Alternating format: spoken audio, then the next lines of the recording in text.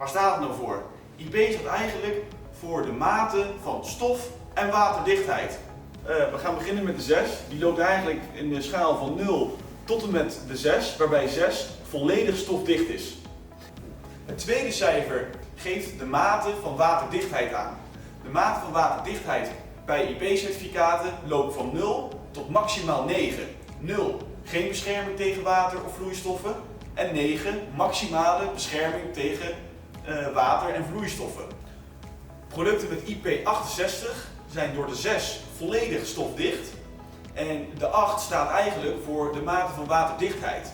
De 8 betekent dat die dieper dan 1 meter ondergedompeld in water kan voor een langere periode dan 30 minuten.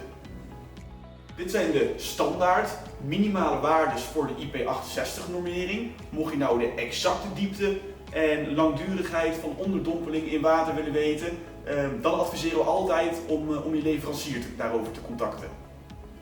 Welke IP-waarde heb jij nou nodig voor jouw product?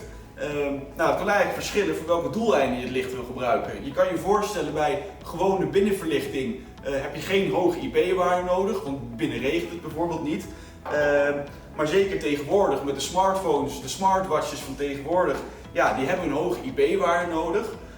En zeker bij LED-voertuigverlichting, je kan je voorstellen bij regen, bij stof op de weg, ja, dan moet de verlichting daartegen bestand zijn en hebben dus ook een hoge IP-waarde nodig tegen vloeistoffen en stof. Heb jij nou nog vragen over IP-waardes voor jouw voertuigverlichting? Neem contact met ons op bij het Galert.